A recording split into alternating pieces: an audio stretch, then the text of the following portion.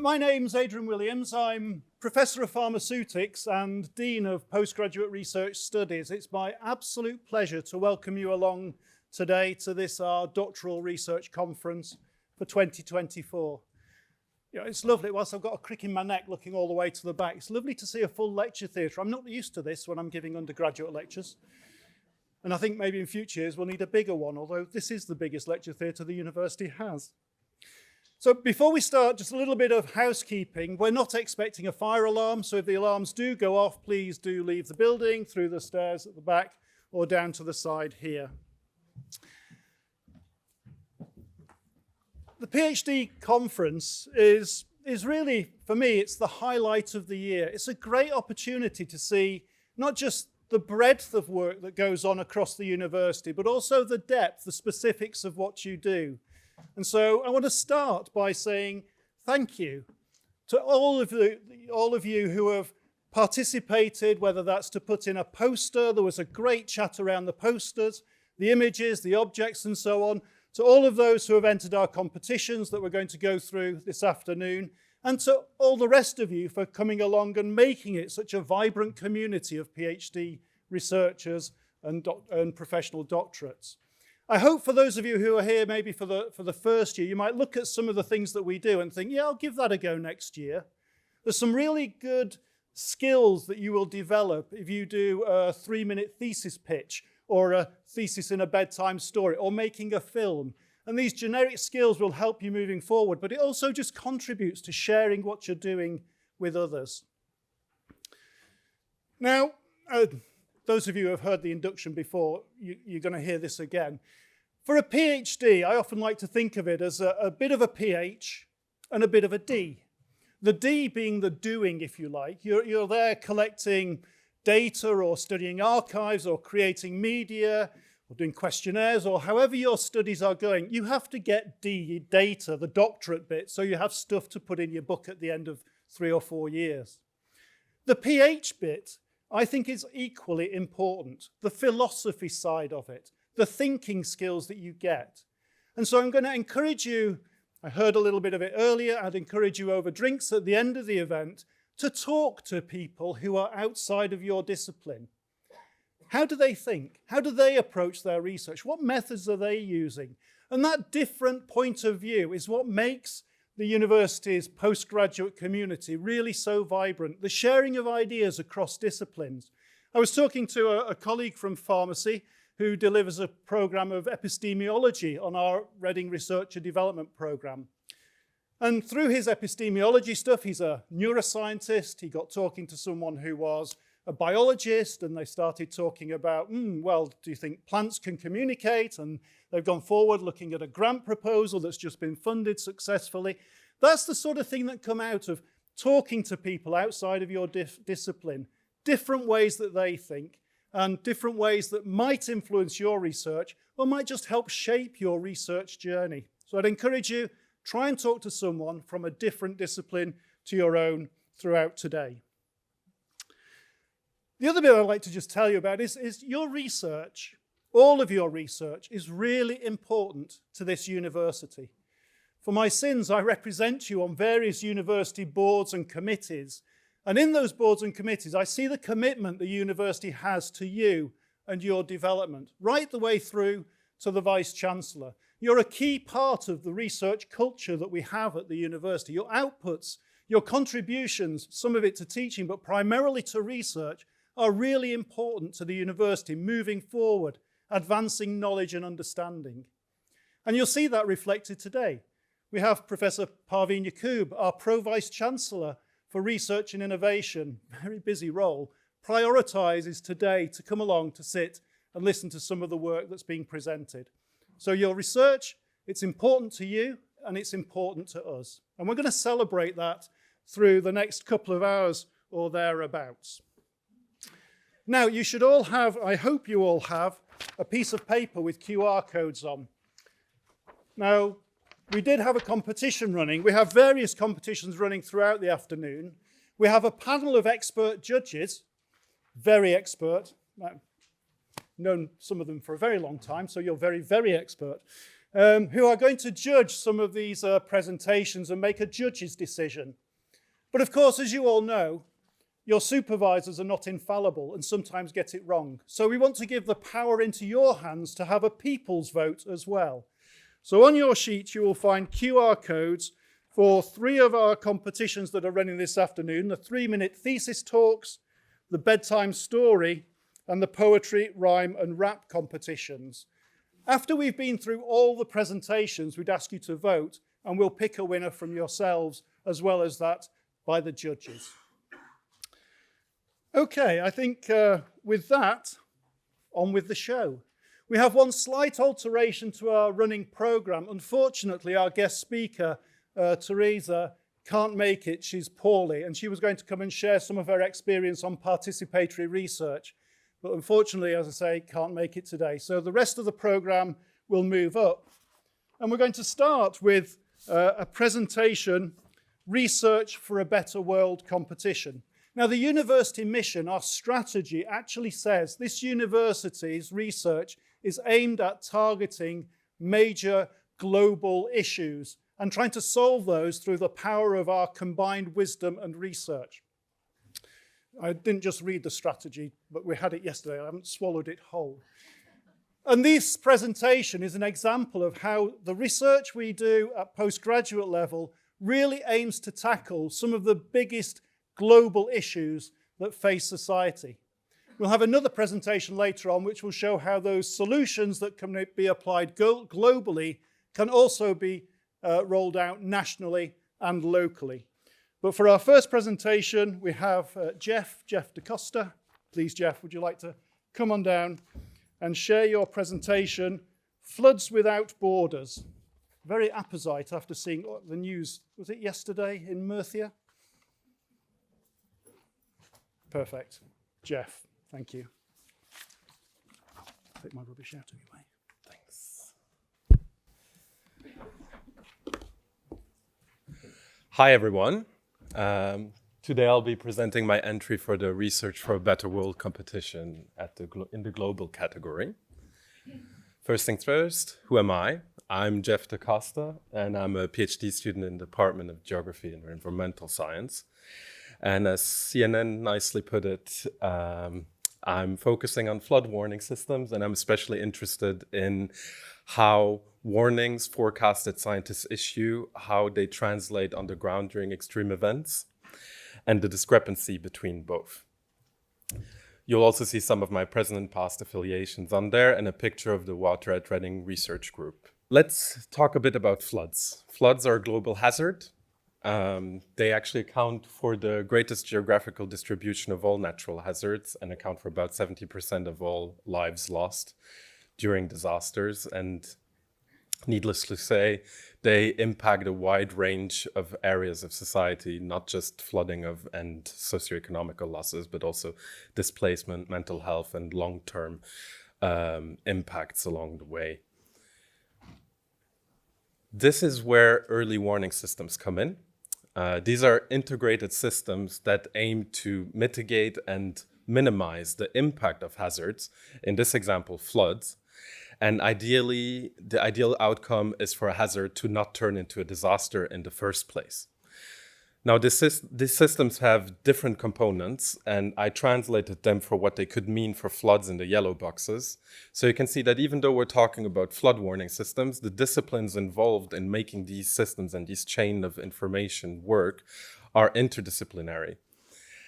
And just to underline the importance globally, the UN Secretary General made the ambitious claim that he wants everyone on Earth to be covered by early warning systems by the year 2027.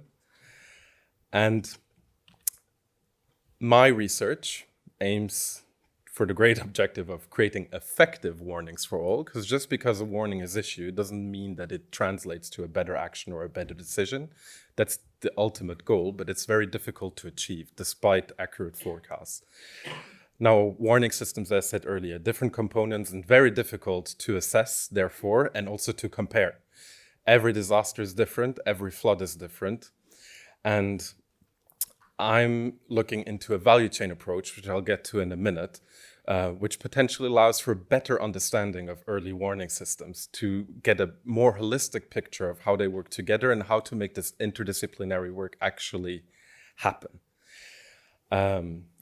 Now, a bit about the project. The Value Chain Project is a WMO-initiated project, so the World Meteorological Organization, and it's part of another long list of acronyms, the WWRP. It's a World Weather Research Program,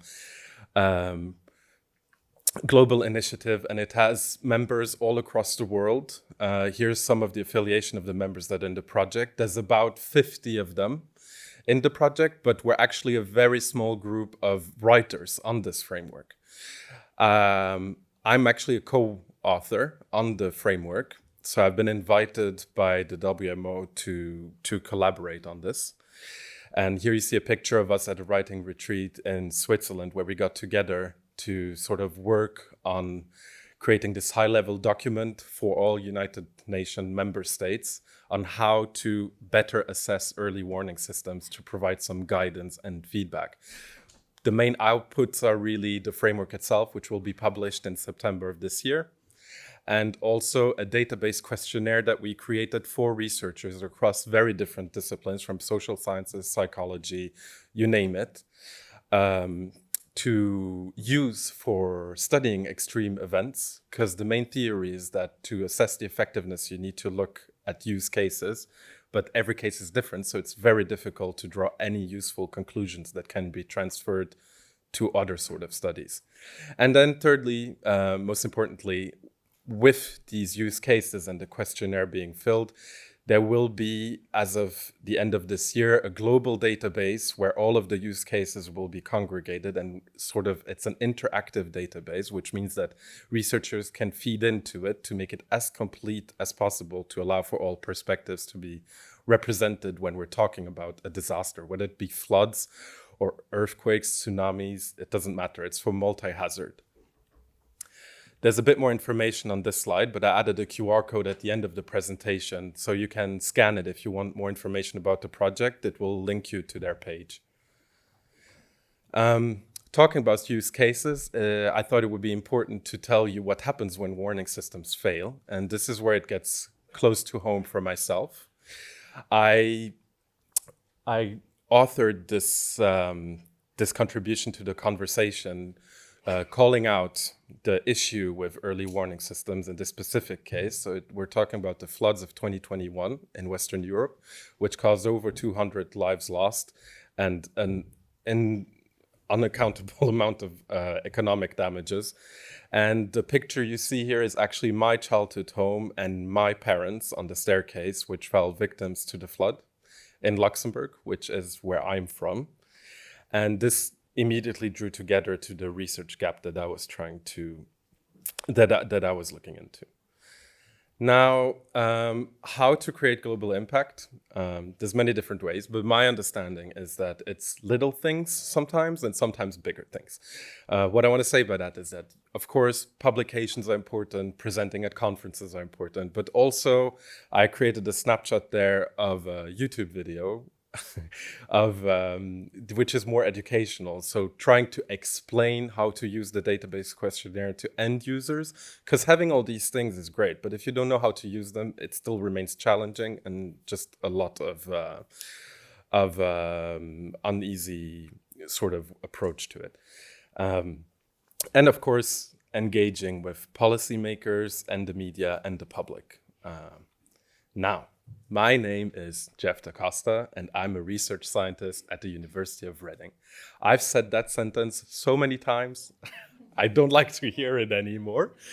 But yeah, so after the floods, after my parents' home was flooded, and after it fell right into my research area, the conversation article sort of snowballed into a huge media frenzy, literally. Within 2 days, it was on CNN, and then it's just kind of rolled on into local media, German media. I happen to speak German and French, so it translates, and those were the official languages of most countries affected. So I was busy.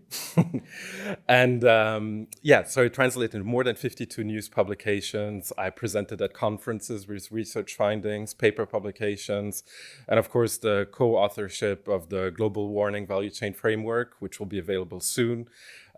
It's a ridiculous amount of broadcast time. There's more than 2 hours of me talking about floods, and in more than 10 languages. Now, this was an eye-opening experience. It's very strange when it's 3 a.m. and you're in South Korea on a Good Morning show on the radio live. It's kind of surreal, but it's really important to say the things. You always sort of say the same thing, but it always reaches a different type of audience, and that's the important thing. Now, speaking truth to power is great, but not always great, because people usually don't like criticism. And by people, I mean governments. And by governments, I mean politics. So what I'm talking about here is that I was outspoken about this in the media, which was very welcome by the research community and so forth. But it did cost me my job eventually in Luxembourg.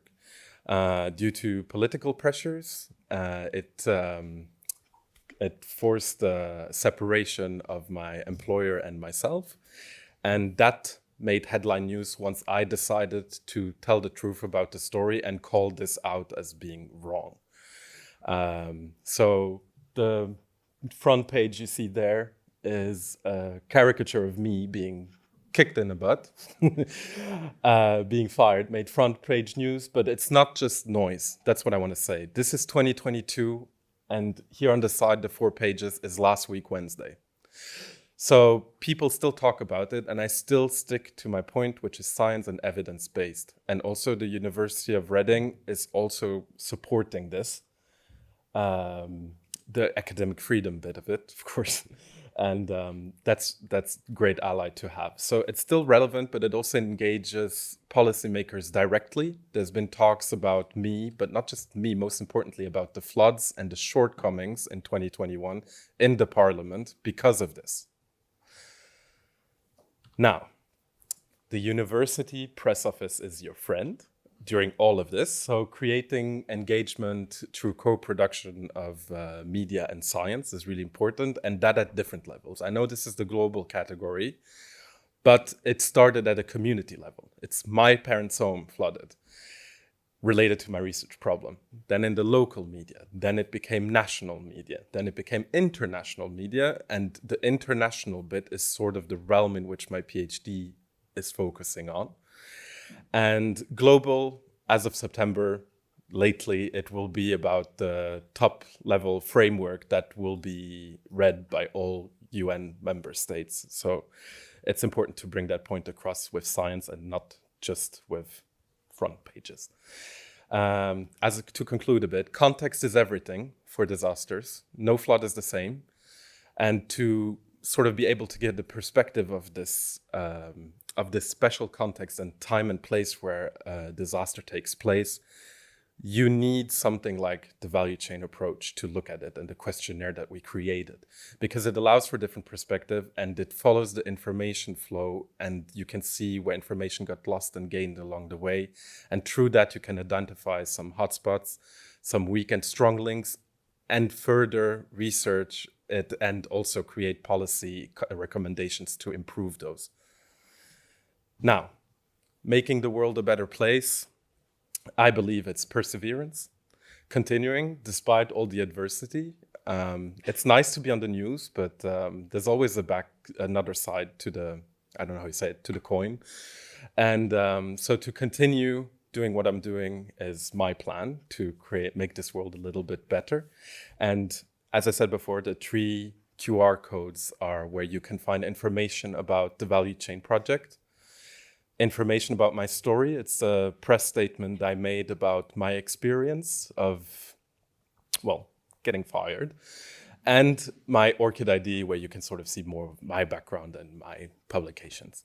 I thank you very much, and thanks for your attention.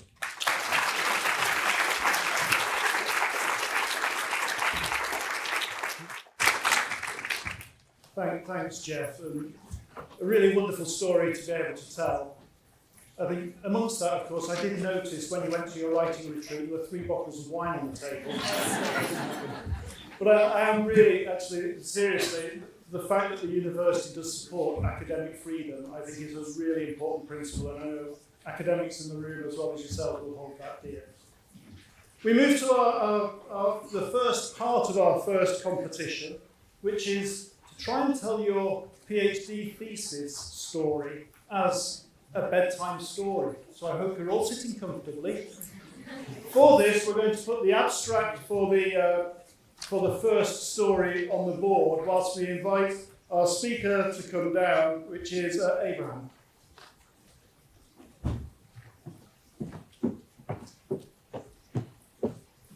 We even have the bedtime story. I wanted a teddy bear here, but apparently that wasn't allowed, so please, make yourself comfortable and... Thank you. So I'm here to read my research as a bedtime story, which is the poor Tanzanians with rich possessions. This is based on my research title, Good Governance, Natural Resource, and Prosperity, the Case of Gold Mining in Tanzania. So here is my story. Once upon a time, people in the then Tanganyika, now Tanzania mainland, lived in great riches, unknowingly owning rough but valuable items which later realized as gold. During the barter trade, the people of Tanganyika willingly exchanged their gold for glittering beads brought by foreign traders. Later, only to discover that their foreign counterparts made progress and realized much value from the Tanganyika gold, and the nice-looking beads were worthless. They continued to live in poor conditions despite their natural endowments. Such situation is called resource curse. Being not happy with the condition, the Tanganyikans wanted to benefit more from their gold, but faced many problems, including internal conflicts, selfish leadership, ignorance, and lack of technical skills to process their rough gold into fine products. So today, scholars are working hard to investigate challenges facing resource-rich countries like Tanzania and make recommendations on possible solutions. Thanks for listening.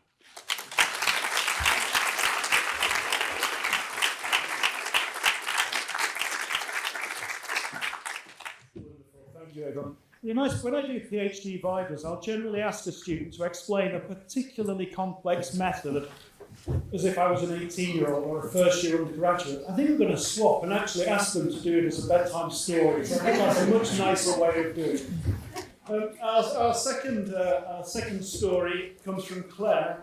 Again, the abstract is there, so you can scan your eyes over it. We have an abstract that's fairly short, just so we can see the gist of what the backstory is before we get to bedtime story. So, please, Claire. Hello, everyone. So I'm here to tell you all about the case of the missing colour. And I've brought my little zebrafish with me to help out. So once upon a time, in a university zoology museum, there was a doctoral researcher who wanted to keep the museum's animals preserved and colourful forever and ever. But no matter how hard they had tried, the cleverest scientists of the past couldn't find a way to keep their animals preserved and colourful both at the same time. The animals had been safely stored in glass jars filled with stinky and mysterious chemicals for more than 100 years, but their lovely colours were nowhere to be seen. So the researcher decided to find out exactly what had caused the animals to lose their colour. Then she could try to find a way to bring brightness back to all the creatures that had become so pale and invent a brand new way of preserving animals for the future in all of their colourful glory. Thank you very much.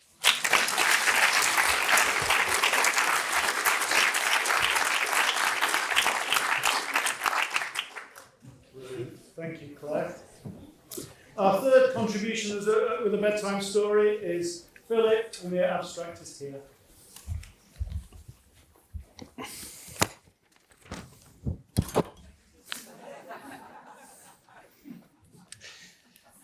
Good evening, my very adult children.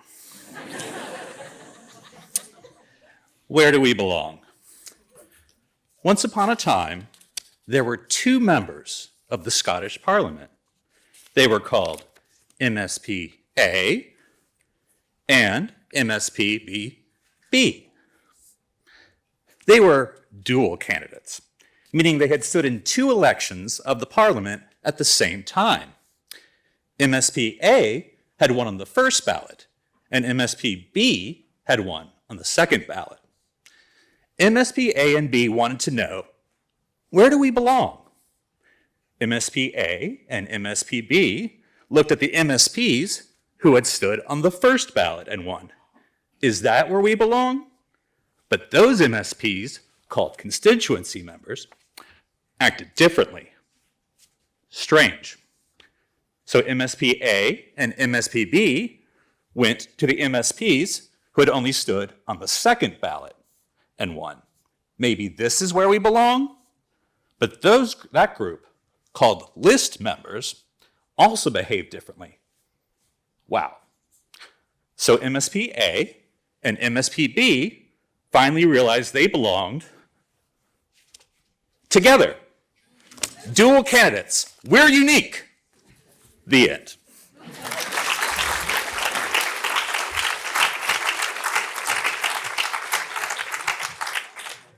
The props are getting sophisticated now. Fabulous. Our fourth and final for this half session, so no voting until we get to the second half of this competition, is Pei Ying, whose abstract is here. Please. Hello.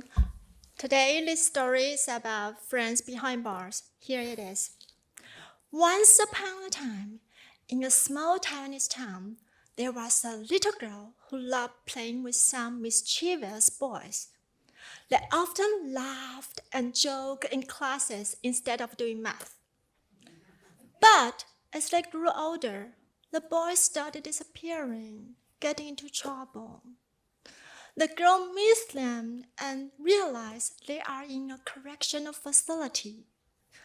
So she visited. Inside, she found it intimidating with bars and uniformed officers.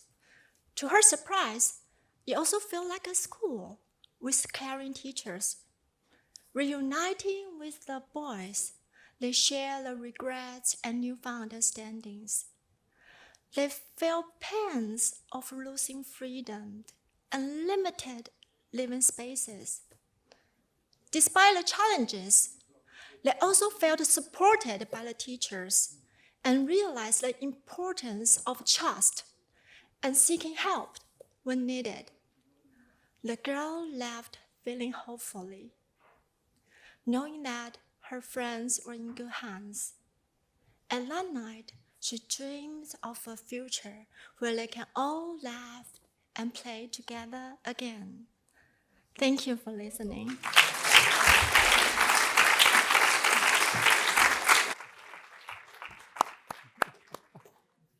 Wonderful, thank you so much. Now we move to another competition that we run, the 3-minute thesis competition. So this is essentially asking for 3-minute presentation to a non-specialist audience of your research using one slide. So again, we have this in 2 different halves. So we're going to start with the first 4 presentations. Our first one is Carolyn Roberts is coming to talk to us about primate movement. You know, the variety here is just phenomenal, isn't it? Okay. Hello, can you hear me? Yes, that's on. Cool. Sorry, I should have said, when we get to 3 minutes, there's a big red card is going up here. Okay, I don't think it's going to be as cute as the bedtime stories, but here we go. Balance is fundamental to survival in primates. The major balance organs are located in the inner ear next to the spiral-shaped cochlea called the 3 semicircular canals. When the body moves, the head moves, and inertia causes fluid within the canals to brush against tiny hair-like cells, which triggers reflexes in the head that stabilize the head and the gaze. The 3 canals are sensitive in movement in the sagittal, in the coronal, and in the horizontal plane. A bit dizzy. And that's how they work. So, the semicircular canals can preserve really well in the fossil record, and this gives us the opportunity to use the semicircular canals to infer movement and behavior from our extinct ancestors.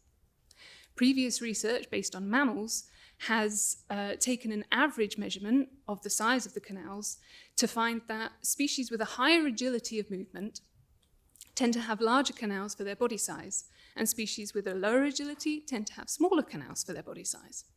But what we don't yet know is whether the size of each canal can correlate with different aspects of locomotion, such as swinging through the trees, running on all fours, walking on 2 legs.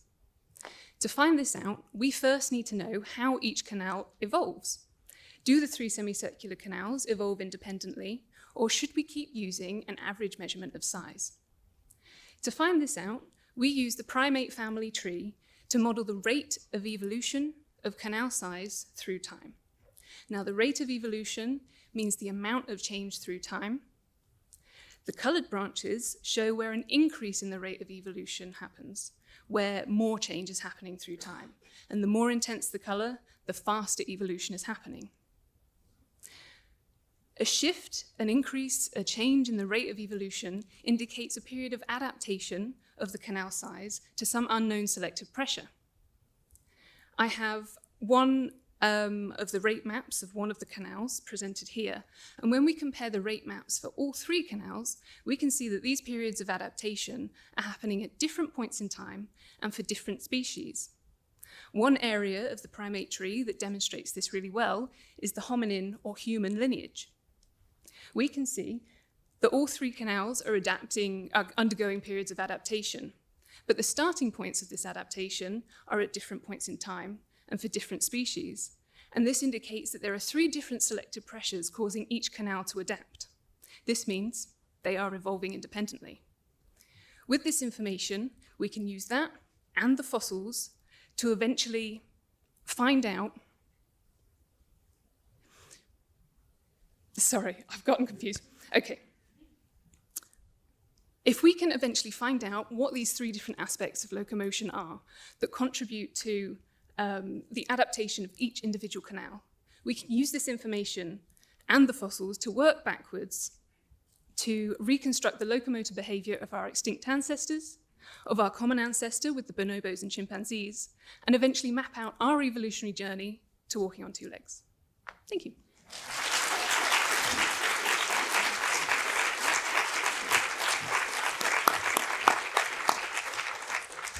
Wow, thank you, Carolyn. Madeline, up next to talk a warning to schools. Hello, sorry, just checking that's working. I'm a teacher. My husband's a teacher. My mum and my in-laws are retired teachers too. But when my 3-year-old daughter said to me, "Mummy, I want to be a teacher when I'm big," my heart sank. Why? Because teaching seems to have become a career with a use-by date that coincides with the start of motherhood. In 2022, nearly 40,000 working-age teachers left the profession. That represents 8.8% of the teacher workforce.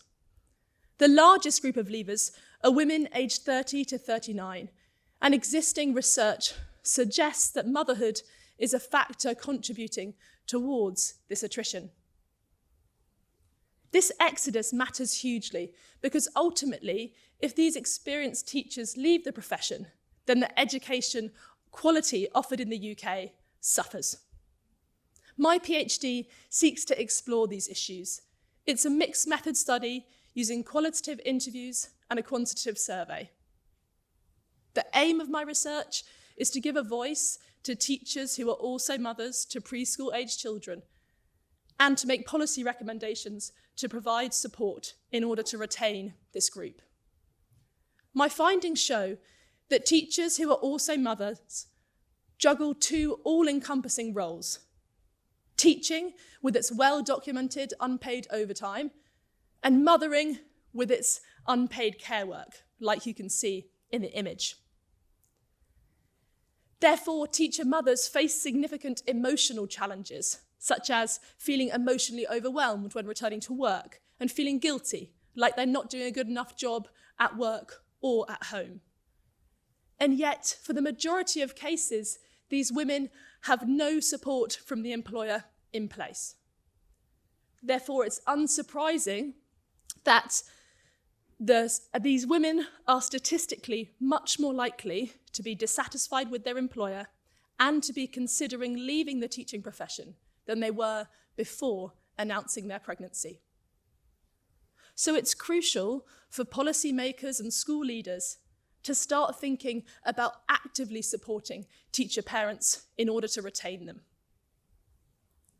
In particular, there needs to be a properly managed return to work period. Small changes, such as ensuring that a return to work meeting with the line manager actually takes place. And summarising IT system changes and training missed. They're easy to do, but so important. Having a breastfeeding at work policy and a positive attitude to flexible working requests are also highly recommended. If my son or daughter do decide that they want to be a teacher, I want it to be a profession that I can recommend to them. But for that, something has to change. Step up or we'll step out.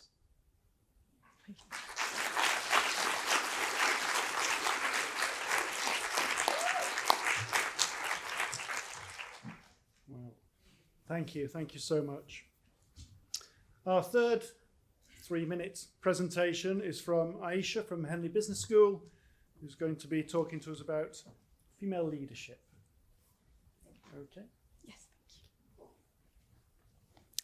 Hello. Being an authentic person means that you're true to yourselves, your beliefs and values. But being an authentic leader means that you are confident, can be transparent and consistent. Today, I'm going to talk about authentic leadership, but would focus more on how to practice authentic behaviors as a leader. What if you are a female leader who wants to practice authentic behaviors?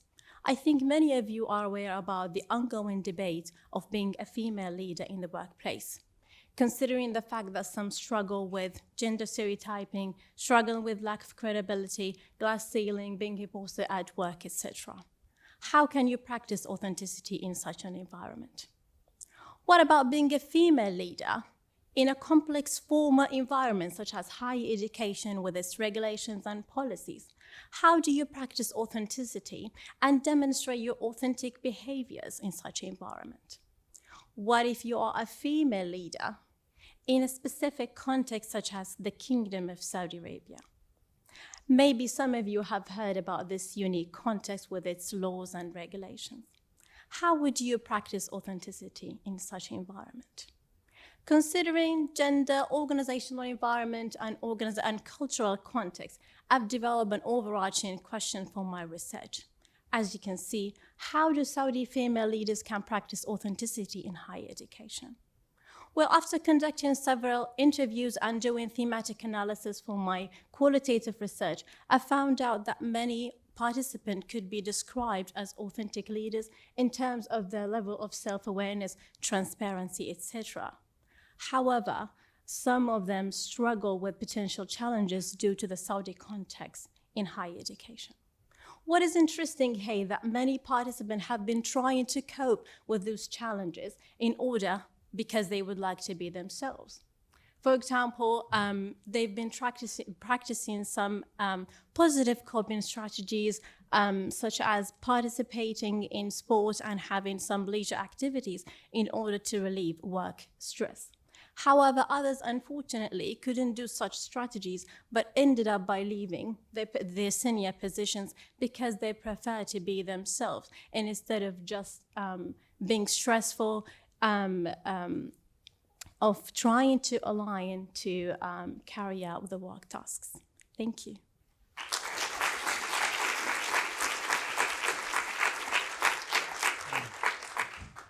Very good, excellent. And continuing our journey around the university, where we've gone from ecology to education to business to psychotherapy.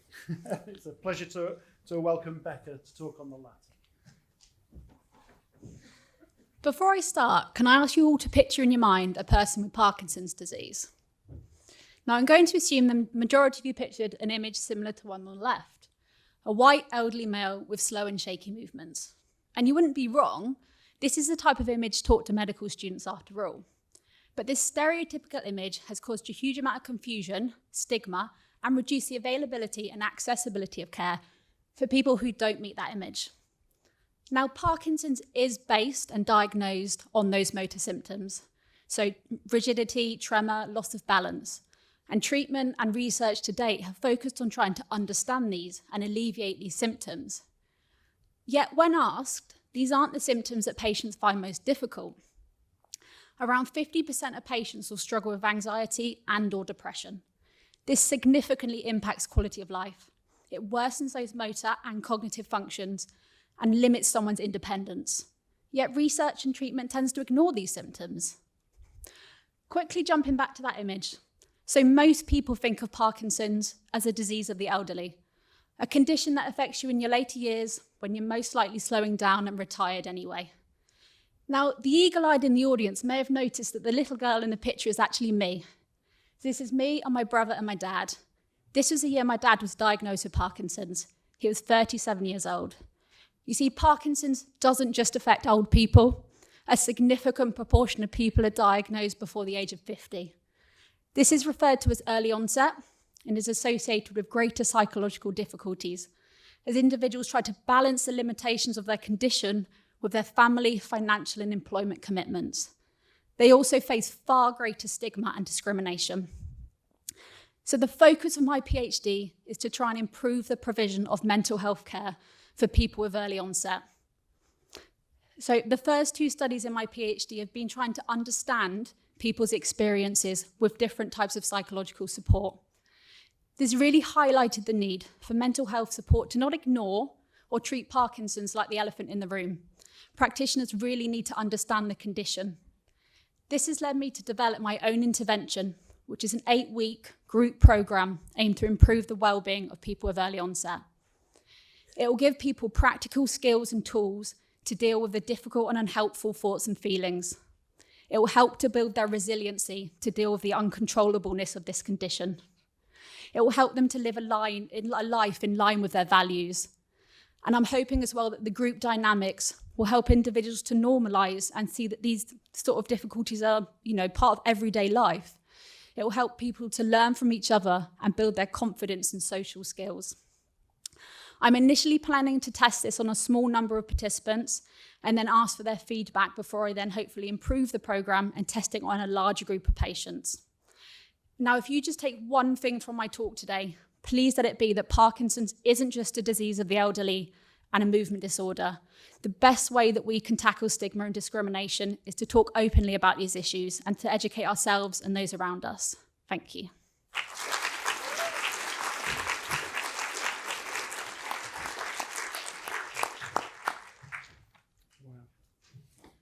Well, thank you. Thank you all for that. We will come back to the second half of the 3-minute thesis competition in a moment. But now we're going to move back into bedtime story mode. And our final 4 presentations for you, telling you a story. Again, the abstract that we were given is up on the slide. Our first is by Con Kidacor, who's going to talk to us from biological science. Hi, everyone. I'm Konkidakon, the biology science student, and hope you are comfortable and feel free to have some quick naps while I'm reading.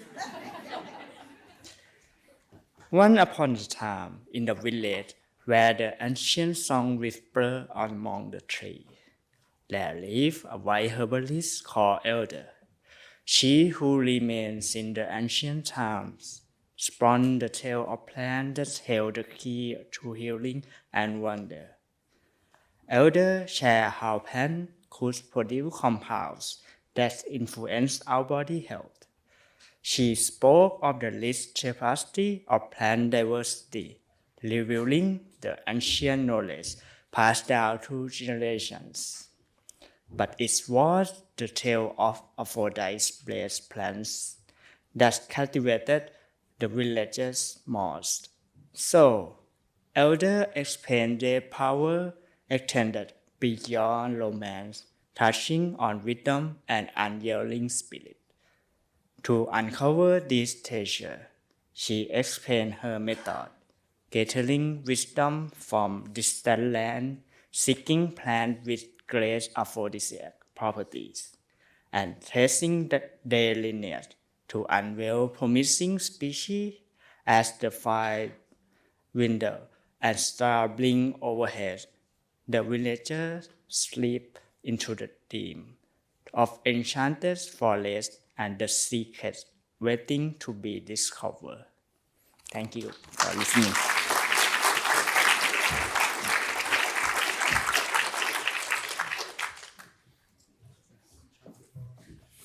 Super. Our next contribution is from Suzanne, who's at PCLS. And again, the abstract is here first.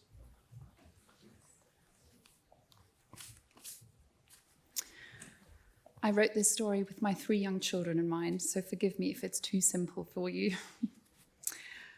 Once upon a time, there existed a medical procedure called outpatient hysteroscopy, but its friends called it OPH.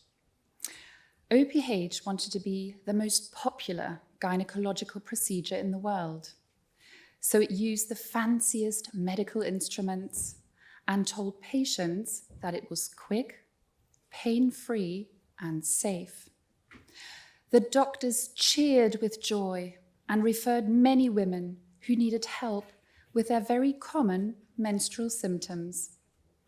OPH was used on average 71,000 times per year in England alone. But soon, some of these women returned to their homeland of mumsnet.com to tell tales of horror and shock. For around 35%, the procedure was barbaric and excruciating.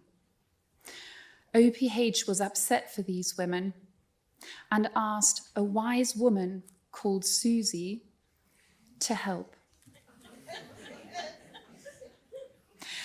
So armed with these women's stories, Susie set out to understand what factors contribute to their pain and vowed to OPH to screen women for suitability and to avoid unnecessary pain and medical trauma. The end.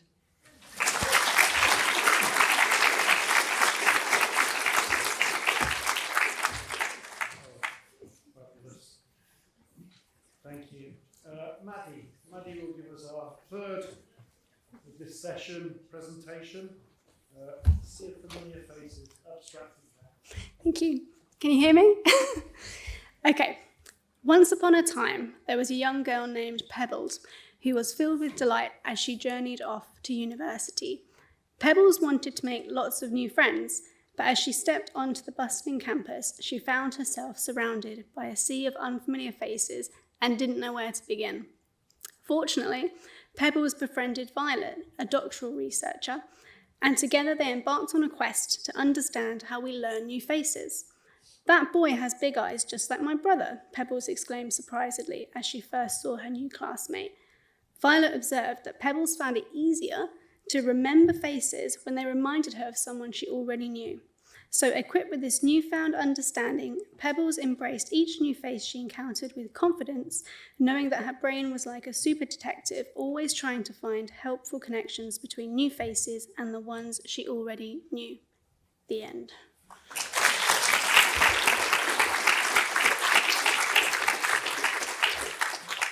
course, all doctoral students are friendly and helpful, so that's very, very close to the truth. Our final presentation, our final bedtime story is from Vicky, who has the wonderful title here, Why Wonder Can't Wander. That's fabulous. Again, I'm the last one, and I'm going to talk to you about moths. Once upon a time, there was a winter moth called Wanda, who longed to explore the countryside, find a mate, meet insects and other animals. Wanda had no wings, so she had to crawl, and this meant she couldn't leave her hedge. If only there was another hedge nearby, thought Wanda, or trees, or woodland, I could explore. But there wasn't, and she was stuck. Or so she thought. One morning, the farmer read an article based on research about hedge extent and connectivity between hedgerows. He remembered how Wanda's hedge used to connect to the big field. When Wanda woke up, she found that she wasn't alone in her hedge any longer. A line of new hedges led all the way over the field and into the forest. Male winter moths, insects, birds and mammals were all exploring the new habitat, and Wanda got her wish and went exploring.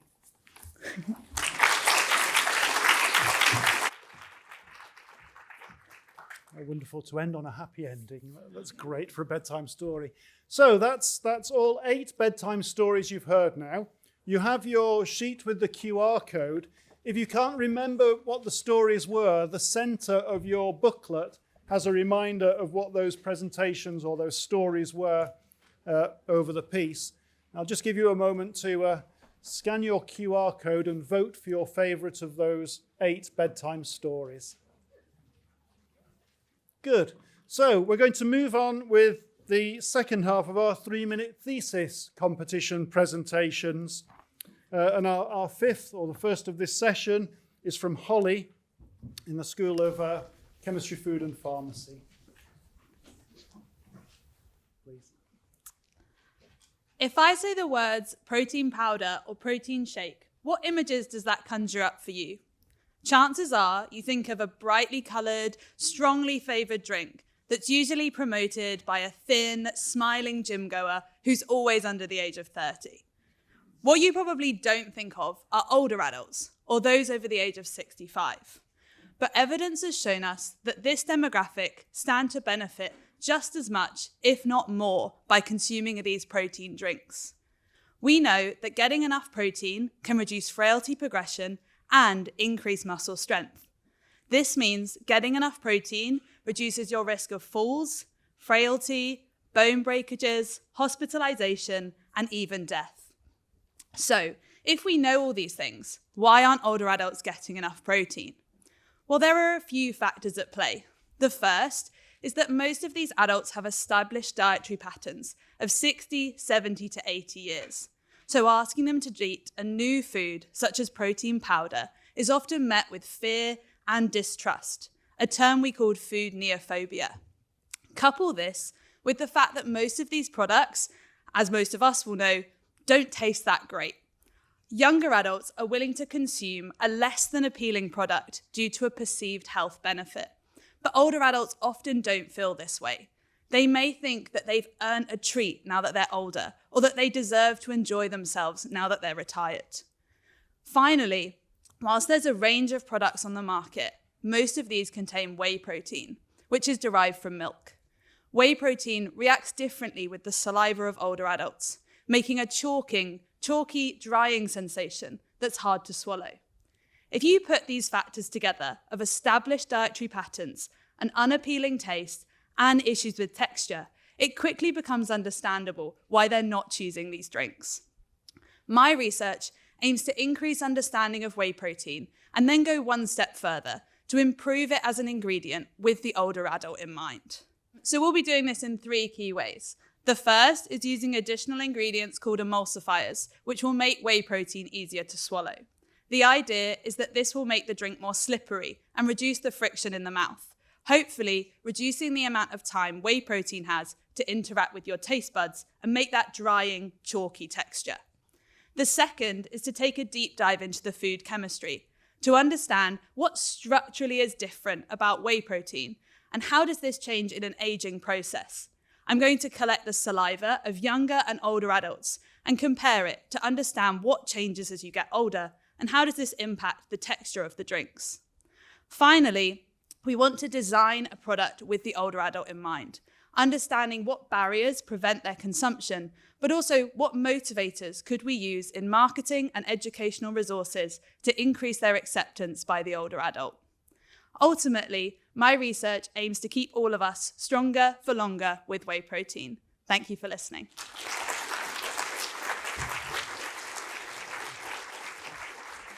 Thank you, Holly, and well done on managing the slight disruption. If you haven't got around to formulating the product yet, as someone who would benefit from this getting up to being an older adult, perhaps disperse it in red wine?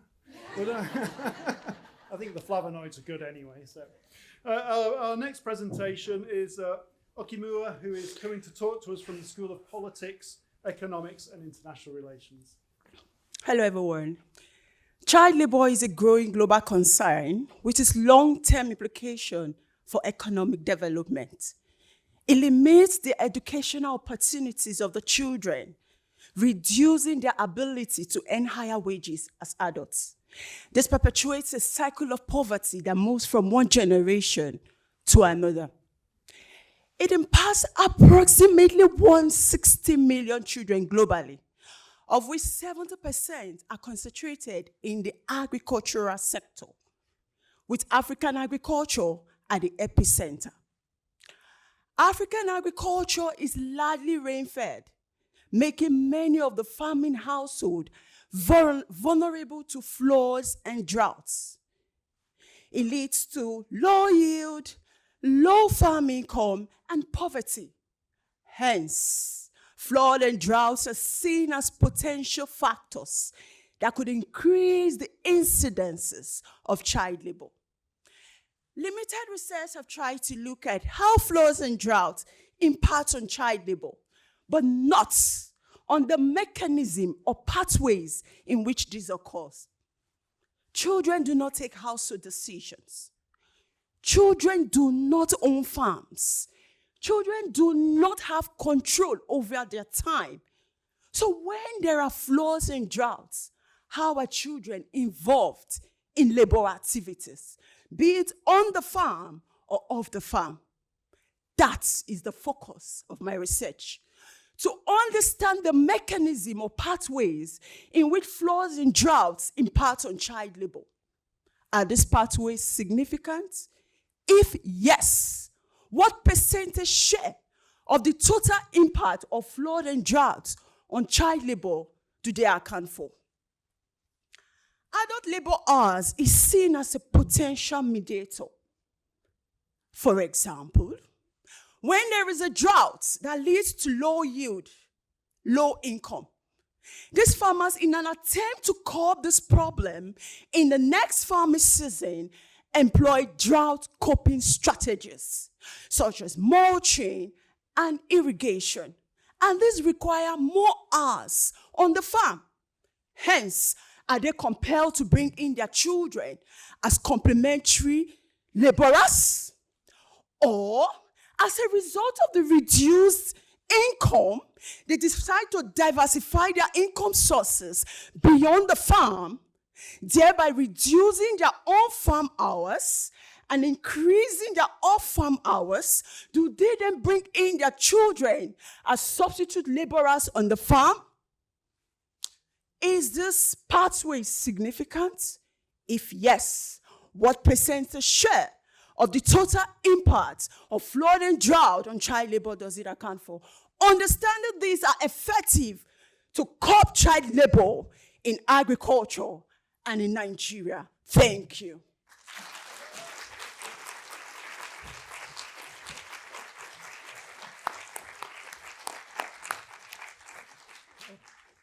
Wonderful, thank you. Our next 3-minute thesis is given by Haya. Again, nice to see you. And is going to be talking about self-surveillance from the School of Arts and Communication Design, just to show again the breadth of topics that are coming in today. Hi. One second. I have to breathe. Let's discuss a modern phenomenon we all practice, but it is often overlooked. I'm happy to introduce the self-tracking devices, apps, and wearables we are all using to track and surveil ourselves. So, what are we counting, tracking, surveilling, self-tracking? Friends on Facebook, likes on Facebook, papers, quotes, citations, workouts, calories, eating patterns, sleeping patterns, sexual patterns, happiness. There's an app for anything out there. But the real question is, how does this growing habit influence the way that we understand ourselves, the way that we look at ourselves, the way that we perceive ourselves? On the one hand, we love self-tracking and we love the apps. They really help us to navigate the complexity of modern life. They praise us when our performance are well, and they alert when we fail. But now consider the power of constant grading, constant judging, constant commanding inherent in these apps. In my research, I use art history, modern philosophy, and my own artistic practice to argue that these apps are agents of late capitalist values. They are programmed to tame us, to tame our body and mind, to be a perfect and efficient machine. They are shaping our consciousness, they are designing our mind. Now think of your own abilities of interpreting the world, our own abilities to interpret the world.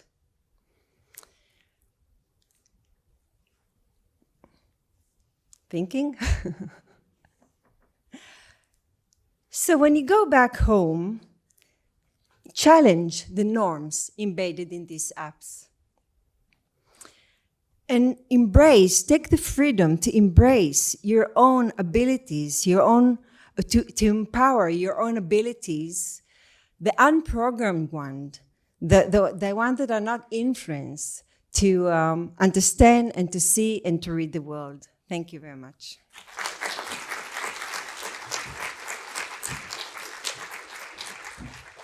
Thank you, and what a good challenge. The final of our 3-minute thesis presentations is from Kerry, who's from the School of Biological Sciences. Do you want that lower up? I mean, is it an option? Can I get it a bit lower? There we go. Sorry, what was that about evolution? No. Hello. This is the yellow-bellied sunbird ST, the Chatham albatross, the helmeted hornbill, the white-necked rockfowl, and the bare-necked umbrella bird. These birds all look very different. They eat different things and they live in different habitats, but they share one thing in common. When you measure the wings, the beaks, the tails, and the legs of these birds, they stand out as some of the most unique bird species in the world. I'm here today to tell you why these birds need our protection and why they're important for the health of the natural world. You will have heard that biodiversity is in crisis. Threats to natural populations continue to escalate, and many species move closer to extinction every day. But current conservation efforts take a fairly narrow view of biodiversity. We can measure biodiversity in lots of different ways. We can count the number of species, but we can also measure the diversity of size and shape. We call this functional diversity. Monitoring functional diversity is important because it can tell us more about the health of the natural world than just counting the number of species alone. Functional diversity has traditionally been overlooked in global conservation strategies because we didn't have enough data or the right methods to answer questions on a large scale. But now we do.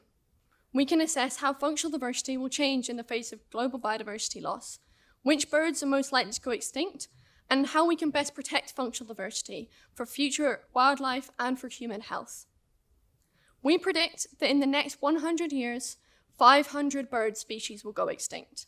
That's 3 times the number of bird species that have gone extinct in the last 500 years. Extinctions on this scale are expected to shrink global functional diversity by 3%.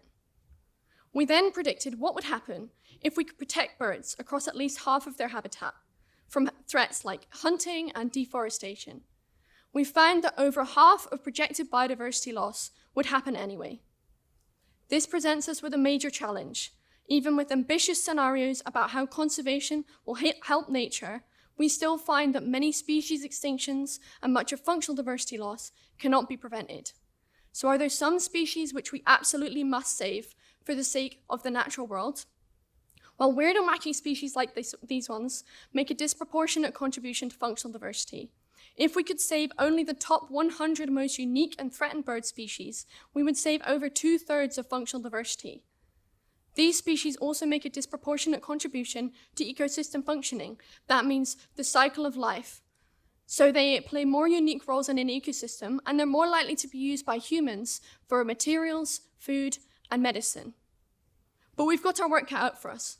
These species, many of which are on the brink of extinction, so we must act now to keep these wonderful, weird, and wacky species safe. Thank you.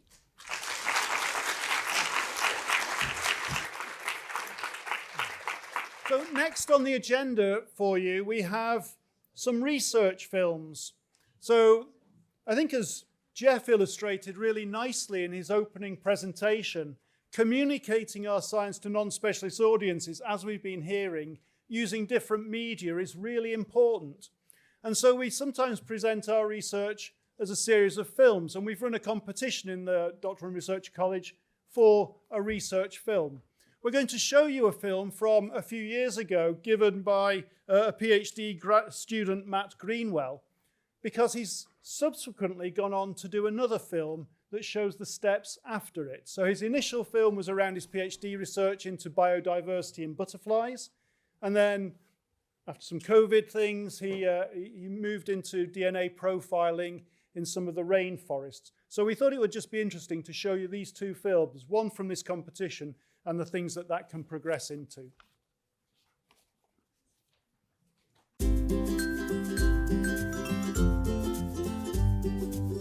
Hey everyone! Today I'm going to show you how you can start your very own butterfly genetics monitoring scheme with just a few things you might have lying around and some handy steps. Genetic diversity is super important for the long-term survival of a species. The more diverse the population is, the less likely it is to be wiped out by things like climate change or infectious diseases. It's really important that you only use fresh butterfly samples. Make sure they're organic too, as pesticides will definitely have a huge effect on your sample populations. Ideally, you want to collect a good number of samples from a number of different sites. If you want to take things a step further, why not do this every year to create a time series dataset? Now that we've got our butterflies, we need to prep them for the analysis. Simply remove one leg from each butterfly you harvest. Don't throw away the rest of the specimen though, keep it for future research. Once you've prepped your samples, it's a good idea to store them at -20 degrees. We use an industrial walk-in -20 freezer for our butterfly legs, but if you don't have one of those at home, a normal standing freezer will do the job. Safety first. Always wear the correct safety equipment when working in a lab. Once you're all protected, you're ready to get underway. And what that basically means is, you're ready to start pipetting. From this point onwards, the majority of your life is pipetting liquids from one tube to another. This includes pipetting for DNA extractions, for PCR, or even for fragment analysis. Your life has now become a mind-numbingly repetitive sequence of pipetting. Partway through pipetting, it's important to give your samples a mix. But then, it's back to pipetting.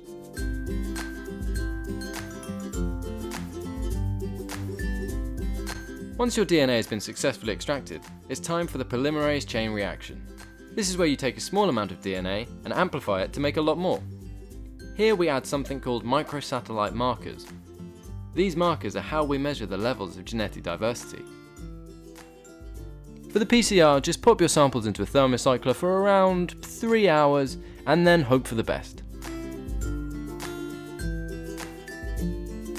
When you do finally get results, you can see whether or not your butterfly populations are genetically distinct, whether that genetic diversity is changing over time, and whether any conservation input is required.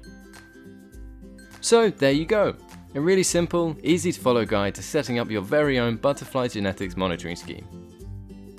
Setting up your own butterfly genetics monitoring scheme is not recommended without approval of both the UK BMS and Butterfly Conservation. Killing butterflies for research is carried out when necessary and has no impact on the local populations.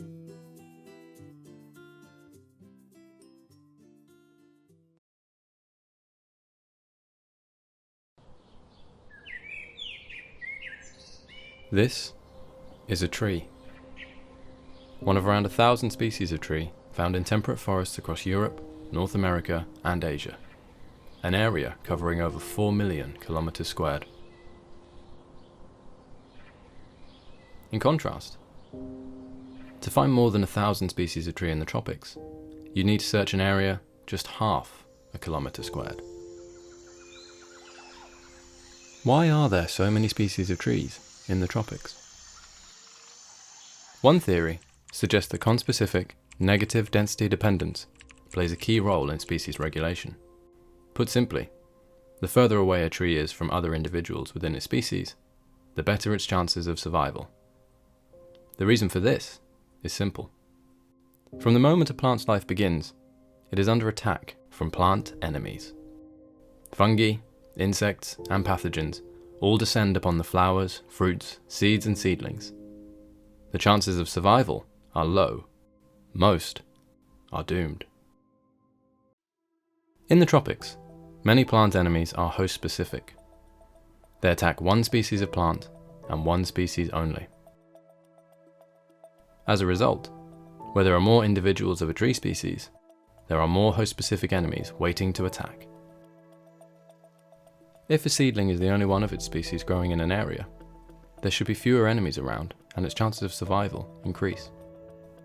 This process occurs over and over again, creating a diverse patchwork of species covering the landscape.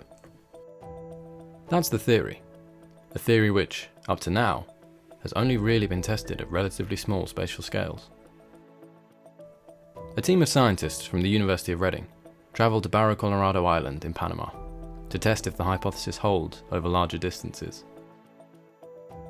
Using drone images, they were able to identify and measure the distances between trees of the same species. They then collected fruits and seeds from these trees and recorded how many invertebrates emerged from them. If the theory holds, the seeds and fruits collected from isolated trees should have fewer host-specific insects feeding on them than those from trees in higher density areas. Currently, 2 seasons of fieldwork have been completed, with a third underway. Despite some tricky conditions and encounters with unfriendly wildlife, over 7,000 fruits and seeds have been collected, with more than 14,000 insects reared, ready for identification through DNA barcoding. By the end of the year, they should be able to add some evidence to the ongoing research trying to answer that one simple question. Why are there so many species of trees in the tropics?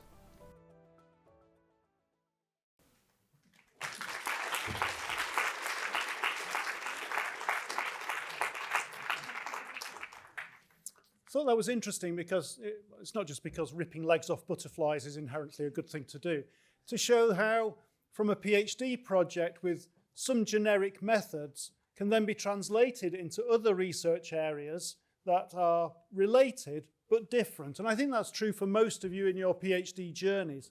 What you go on to after your PhD may not be the specifics of your research project, but I hope the skills that you've acquired along the way will allow you to be agile and flexible moving into other related fields. Our next presentation is the second in our Research for a Better World competition. This is Step Up again. This is again from Madeline in the Institute of Education, related to female family-friendly policies within schools. So Madeline, please.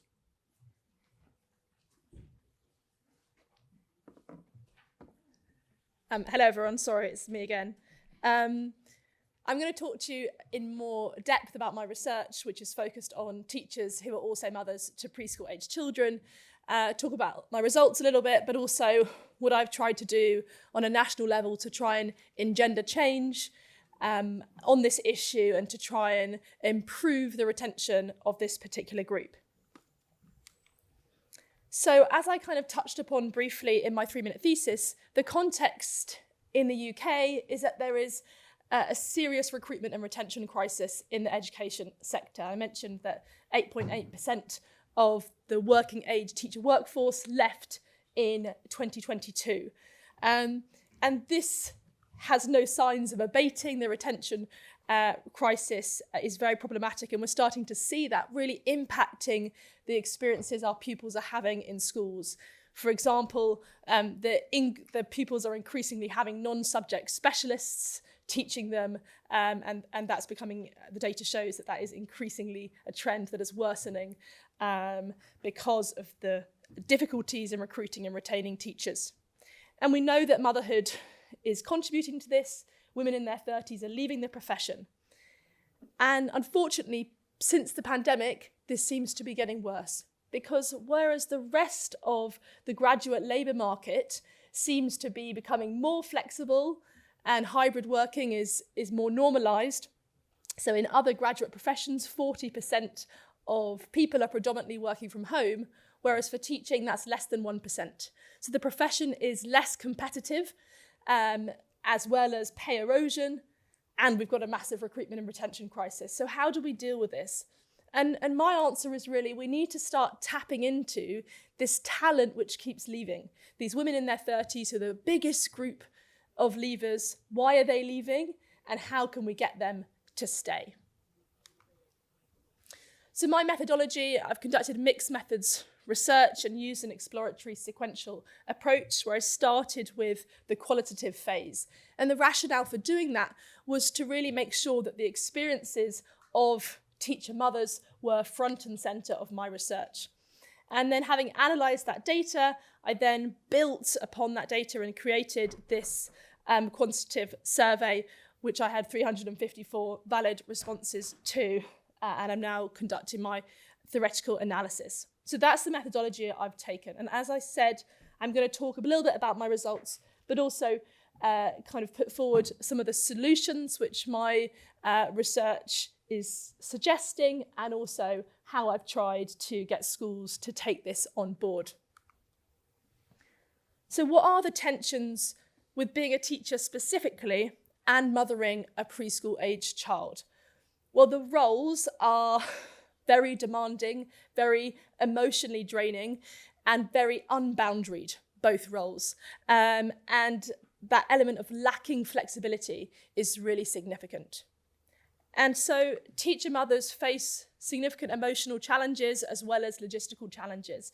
These are the factors which came out from my exploratory factor analysis. Two of the key factors, one to do with challenges to maternal well-being, and secondly to do with logistical childcare challenges as well. So these are some of the tensions that they face, and the period within which they face this, and they often make decisions, for example, are they going to leave the school? Are they going to leave teaching? They often make these decisions in the initial return to work period, so when they're first back from their period of maternity leave or shared parental leave. If you look at the data on the board from my survey, you can see that before announcing their pregnancy, it's nice and green. Teachers generally reasonably satisfied with their employer. But during their return to work period, their 6 months after returning from maternity or shared parental leave, you can see the change in picture and that increase in dissatisfaction with their employer. Why are they dissatisfied? Well, largely because their employers aren't really doing much. Schools are, participants talk about there is a culture of just get on with it. So you're back in day one, there's no return to work meeting with your line manager, here's your full timetable, off you go. And a lack of empathy, but a need to be straight in front of those pupils, in front of the class, delivering, and not really necessarily able to deal with some of those emotional challenges that you're facing as a parent. So I chose this extract from my interview with Scarlett. She talks about there being no flex in the system, and how she would get in the shower and just cry at the weekends because of this sense of being emotionally overwhelmed. And her story was not uncommon. So you can see here there's a real issue in terms of teachers are coming back from maternity leave. They're not being supported. In 59%, there's no return to work support, not even a meeting with their line manager. They're feeling emotionally overwhelmed. And so they're kind of in a bit of a rubbish situation, and they think, well, what do I do now? So one option is they leave the school. If they are dissatisfied with the way they have been supported or not supported by their school, they will leave and try and move to a school where they feel it has a more positive culture towards parents and working mothers. Secondly, and most concerningly really for our national picture, is they leave the profession altogether because they perceive that teaching is incompatible with family life. Thirdly, they change role. Again, one of the reasons that teaching has, despite being a feminised profession, has a huge gender pay gap is because of the underrepresentation of women in management roles. So the fact that we've got women stepping away from those management roles is concerning. And finally, if they're kind of sticking it out, they're often relying on informal networks of family support, which is not really a sustainable national model, that our schools are sort of papering over the cracks because those people are able to rely on their family to keep things working. So this just highlights how the change in leaving intentions.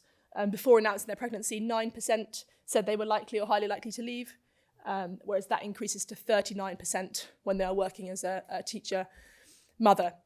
So a really significant shift here. So I would argue there needs to be a real focus on a policy level, at a national level, and within schools to act on this and say we can't let these women keep on leaving the profession because they also happen to be parents. We need to acknowledge some of the challenges that they're facing, show empathy and show support so we can keep them in the profession, because it's so important that our schools are effective and our schools have role models as well for our pupils.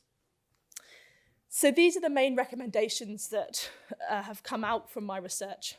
Firstly, that building a culture which is supportive towards parenthood, particularly during the return to work phase, that first 6 months back, it's really important that the employer and that the head teacher is supportive, that the line manager is, that they're building a culture which is saying we actively support you and we're willing to show empathy towards you. Secondly, providing practical support. The biggest thing which kind of came out of my data, which I hadn't thought of, was the fact that you go away from maternity leave and in a lot of cases the IT system has fundamentally changed in some way. There's pedagogical shifts which have happened often as well. Usually there's a safeguarding update in terms of safeguarding legislation, and you may well have missed out on all that important statutory training. So somebody needs to tell you that, and there's a real sense that came across in both the qualitative data and the quantitative data. The thing that they most wanted was a summary of the training missed and the system changes. So you didn't have to feel like you have to go and ask all the time, how do I do this? What's this? What's this new system? Hang on, what's that? Because the onus of if the employer puts the onus on themselves rather than leaving it to the teacher mother to kind of muddle through. Breastfeeding support as well, having a breastfeeding policy in place which says these are your kind of facilities available to you. And again, making that from the employer's perspective rather than having the onus on the teacher mother, rather than them having to therefore express breast milk, for example, in the toilets or in their car. Flexible working options. My data shows that there is a significant impact of if you have your flexible working request accepted, or you'll have a positive view of your outcome of your flexible working request, you are more likely to stay in the teaching profession. So flexible working, there is a clear impact there, and communication and role modelling as well.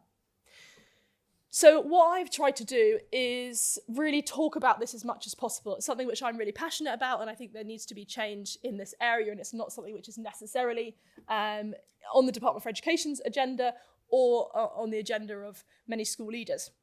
So I've tried to speak at lots of events which are for professional Teaching bodies, particularly ones where they're largely senior leaders in attendance. So I've put them on the board for you, but Association of School and College Leaders, Boarding Schools Association, Girls' School Association, as well as academic conferences and the Education Festival and Belmers Conference I've got coming up as well. So I've tried to really get in front of decision makers and say, this is the data, this is the issue, these are some things that you can do about it. And I'm pleased that there has been a response from schools, that schools have said, these are the things that we're doing afterwards. I've asked them to set their own objectives based on the data, researching and implementing a breastfeeding policy, reviewing the return to work process in their schools, creating a summary of training, and training efforts to improve culture around maternity, pregnancy, motherhood in schools. So that's a change which I'm really pleased to see that some schools are now responding positively to this. Thank you very much for listening. If you are a teacher or you know anyone that's a teacher, then if you think they'd be interested in hearing more about my research, I'm always keen to talk about it and to try and get people involved in this conversation, then please do get in touch. Thank you.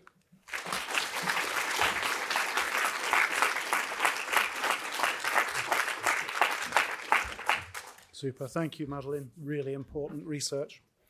So we come to the last of our competitions, which is our poetry, rhyme and rap competition. So again, a different way to try and present your PhD research. And we have 4 contributions to this particular category. 3 in person and 1 that we will have recorded because somebody is unfortunately unable to be with us. So our first contribution is from Gareth, who's going to tell us about his PhD day is poetry, rhyme or rap. Thank you. Good afternoon. My poem is based around my PhD journey after a 20-year break at Henley at the business school and conversations with my supervisor. At the desk of a lesser-known Henley scholar, by the Thames where dark coffee brews and thoughts spark, I sit making marks that might light up the dark. Organising, they chant. Learning, they sing. In academia's maze, I wrestle the ring. Smith and Lewis guide through paradox's dance. In an academic trance, I give thought a chance. Tensions whirl like leaves caught in storm's embrace, chasing knowledge's warm, elusive grace. Observers might muse with a wry smile wide at my desk's chaos where order has died. Deadlines like spectres grimly tower, yet upstream I swim, hour by hour. Words on pages, theories abound. In thought's whirlpool, I'm willingly drowned. Performing 'neath the weight of doubts and fears, ideas sprout, clearing through my mental smears. In the library's silent hum, a sanctuary, I trace my scholarly race to an odyssey. Vogel's voice in the verbose sea, a guide so keen with dry wit and glee, through the unseen. Amidst the stacks, revelation shines stark. The joy of learning ignites a spark. Footnotes mark steps on this journey vast, each chapter a verse in my academic cast. This doctoral dance unique and rare, a mix of despair and the rarest of air. With a poet's heart and a researcher's mind, I find a scholarly bind uniquely defined. Inspired by Ulbeen with bold, keen speech, a complex, untold narrative I reach. In my doctoral dream, a playful scene. Life weaves through academia's winding streams.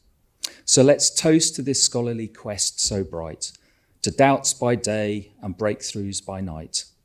In knowledge's quest, we always find twists unexpectedly, leaving darkness behind.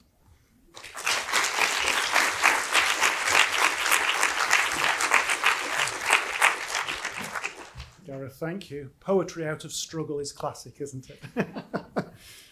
Our second contribution is Joy, please. Thank you very much. So this poem is written by myself, but it is inspired by the responses citizens gave to my survey who were affected by the flooding in Germany in 2021. This is a force of nature. Can we only react? Long rain the days before almost saturated the ground. A forecast of 200 milliliters became sound when the water knocked at the door. It was unimaginable before. The water, its volume, it arrived the day of doom, when the sofa became our shore. What were we supposed to do? Couldn't proact, only react. We simply had no clue. We were powerless. We acted intuitively, called for help vehemently.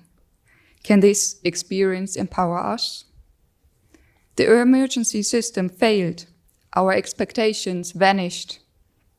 Our trust diminished, while bureaucracy prevailed. Looking back, we regret. What if we had prepared? But the lack of time wasn't fair. This flooding uncertainty had lowered the urgency. Now we'd anticipate the emergency. We'd be aware, we'd prepare, we'd take warnings seriously, we'd evacuate early. We'd planned it out, we'd helped others, no doubt. We wouldn't regret.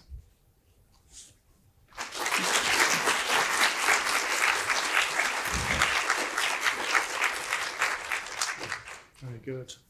And welcome back, Suzanne, who's... Yes, do you want me to... Put this up a bit. Is that okay for you? I hope so, yeah. Hello again. So this poem is about avoidable gynecological pain.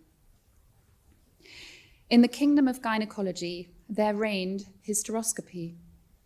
With its shiny instruments and promises lofty, it aimed to be the top, the cream of the crop, but soon found its reputation took a nosedive drop.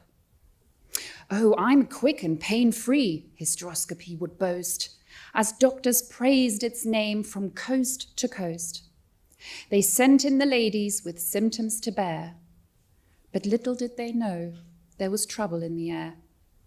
Back on Mumsnet, the tales began to unfurl of women in agony, their heads in a whirl. Barbaric and excruciating, they cried, as hysteroscopy hung its head and sighed. Feeling distraught, hysteroscopy sought out Susie the Wise, to uncover the truth, to see through the lies. Armed with their stories, Susie set out to understand what hysteroscopy was all about. Together they vowed to make things right, to screen for suitability and to shed some light. And so, dear hysteroscopy, with Susie's aid, may your reputation be newly remade.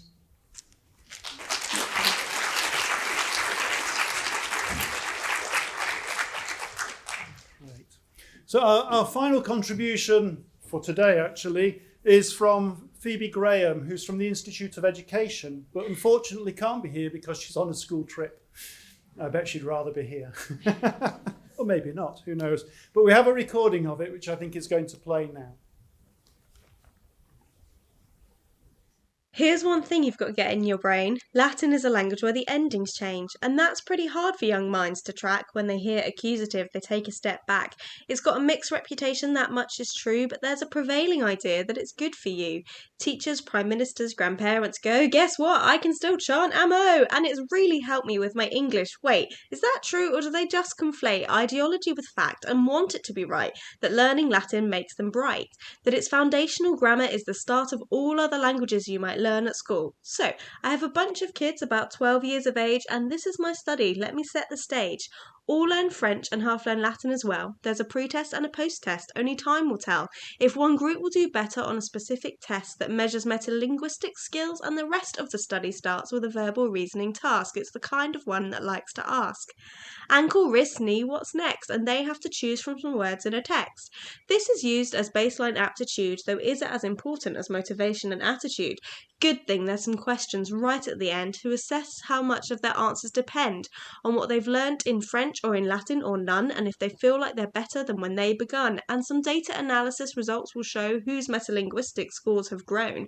How much better did they get at spotting pairs, patterns? Did they get caught unawares by linguistic features they've never seen, or has their learning prepared them for what they could mean?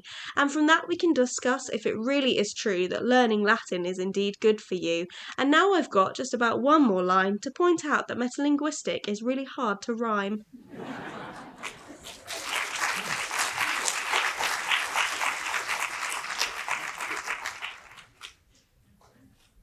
Okay, whilst we're just collating your final scores for that competition, I just want to say a few votes of thanks to people who have helped to make today work out. And in particular, I want a big thank you to Pam Stewart.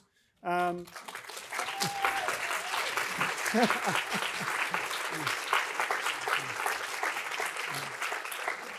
know some of you will have worked with Pam on some of the presentations and things we've seen today, but really it's a big team effort from the Doctoral and Researcher College, with my other colleagues over here sorting out the IT, the venue, manning the stands, doing the voting and all the rest of it. So a lot of work goes on. So from me, thank you, and on behalf of everybody here, thank you to the whole team.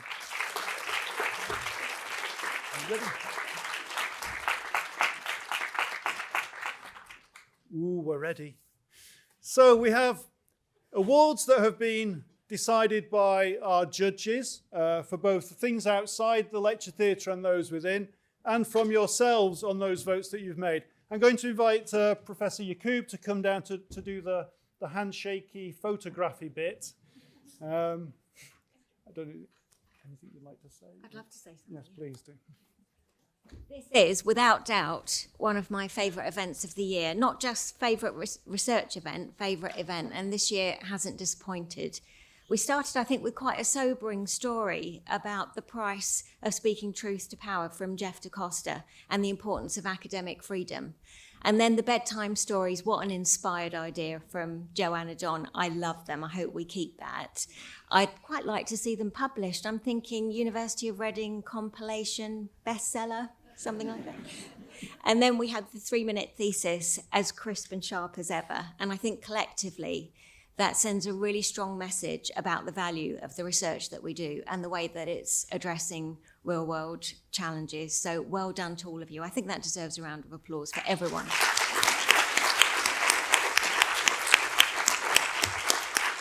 And now prizes. Super, thank you. So we start with the prize for the Research for a Better World competition on the global stage. Jeff, please come on down. Congratulations.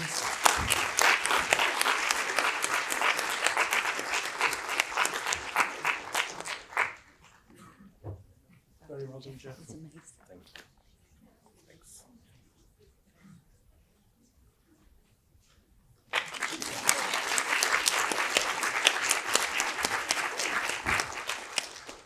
Our next prize is the judges' decision on the research object competition. You will have seen this out in the foyer earlier on before we started in the lecture theatre.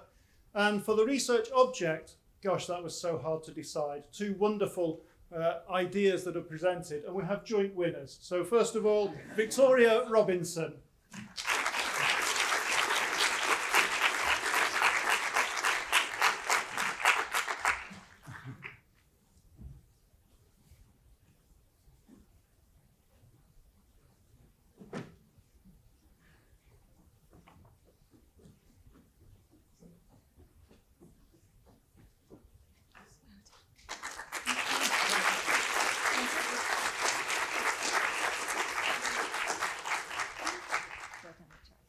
And because they were joint winners, of course, the other winner is Chris Pesso. Chris.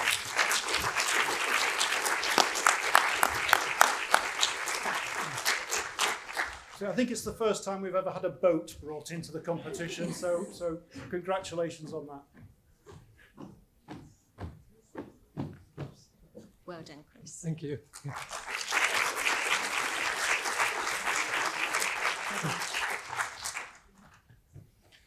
We had a lot of posters. I was thrilled to see so many posters presented, and the chat that was going on around the posters was fantastic. The buzz in that room was great. The judges winner for the research poster competition is Adel Ternovac, and I hope I've pronounced it right, Adel.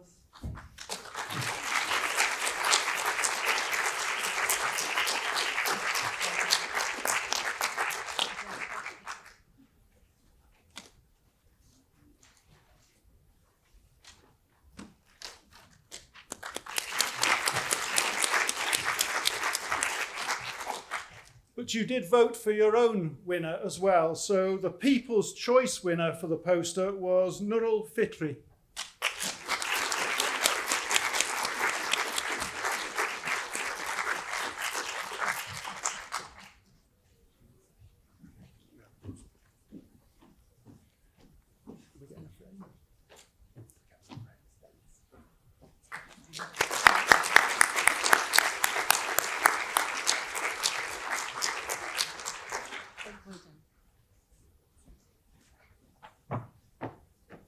We'll move on to the judges' verdict on the Research as a Bedtime Story competition. Our winner was Vicky Rose.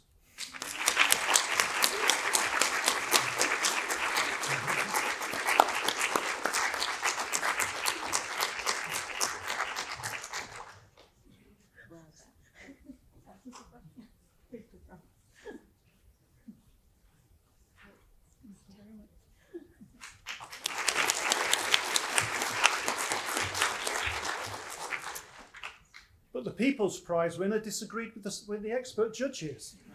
Ooh. So the People's Choice winner for the Research as a Bedtime Story is Suzanne. Well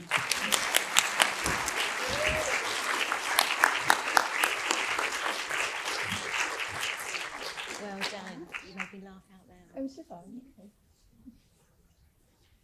Thank you.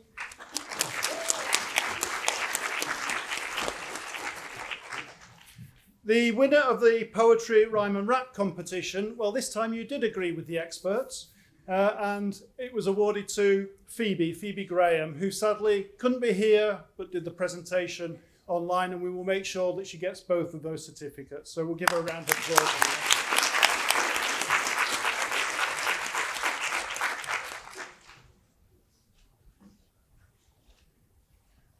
The research images I thought were fantastic, and I loved about it is the breadth of those different images that we had. Photographs, we had a drawing, we had sketches and so on. Great variety. And we again have a winner where you agree with the judges. And our winner for the research image competition is Nikolaos Giannoulis.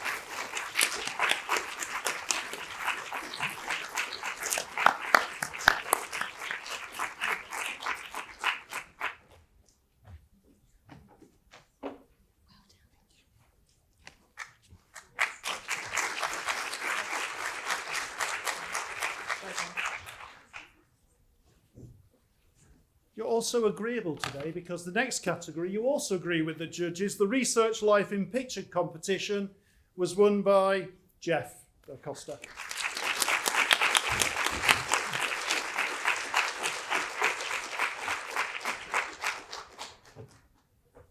Well done.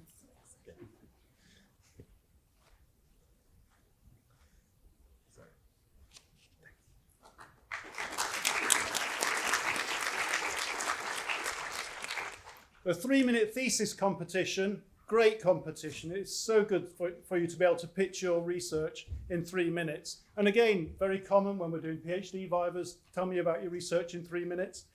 Our winner from the judges was Holly Giles.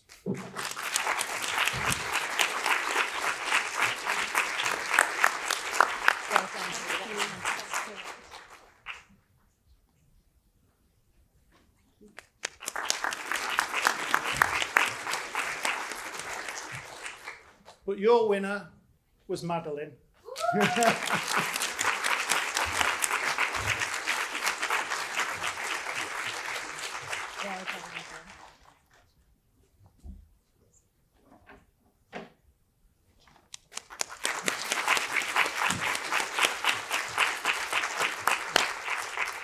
And the final award is again one from yourselves. We couldn't split them on the research object, but you could because you're harsher than our judges, obviously. And so your choice of the object winner was Chris Pessoa.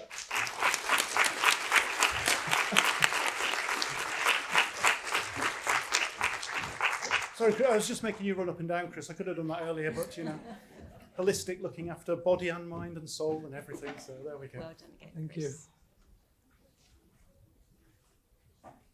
Thank you.